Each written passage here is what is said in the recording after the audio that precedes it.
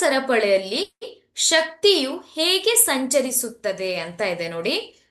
ಆಹಾರ ಸರಪಳಿಯಲ್ಲಿ ಸ್ವಪೋಷಕಗಳು ಏನ್ ಮಾಡುತ್ತೆ, ಸೂರ್ಯನ ಶಕ್ತಿಯನ್ನ ಸೆರೆ ಹಿಡಿದು ಆಹಾರ ಶಕ್ತಿಯನ್ನಾಗಿ ಪರಿವರ್ತಿಸುತ್ತೆ. ಅಂದ್ರೆ ಸಸ್ಯಗಳಲ್ಲಿರುವಂತಹ ಕ್ಲೋರೋಫಿಲ್ ಅನ್ನ, ಹಾಗೆ ಕೆಲವೊಂದು ಕಾರ್ಬನ್ ಡೈಆಕ್ಸೈಡ್ ಇರಬಹುದು, ನೀರು ಇರಬಹುದು, ಇವುಗಳನ್ನೆಲ್ಲ ಬಳಸಿ ಆಹಾರ ಶಕ್ತಿಯನ್ನಾಗಿ ಅವು ಪರಿವರ್ತಿಸುತ್ತೆ.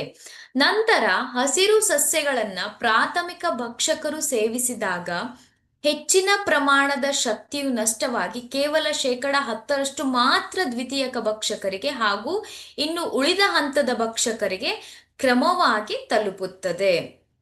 ಅಂದ್ರೆ ಒಂದು ಹಂತದಿಂದ ಇನ್ನೊಂದು ಹಂತಕ್ಕೆ ಅದು ಕ್ರಮವಾಗಿ ತಲುಪುತ್ತದೆ. ಶಕ್ತಿಯ ಹರಿವು ಏಕಮುಖವಾಗಿರುತ್ತದೆ.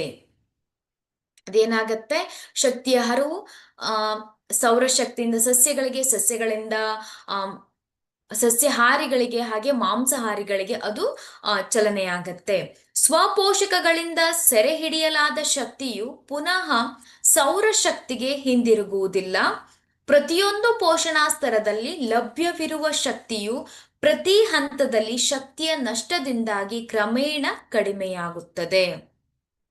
ಪ್ರತಿ ಹಂತದಲ್ಲಿ ಶಕ್ತಿಯ ನಷ್ಟವಾಗಿ ನಂತರ ಕಡಿಮೆಯಾಗುತ್ತಾ ಹೋಗುತ್ತೆ.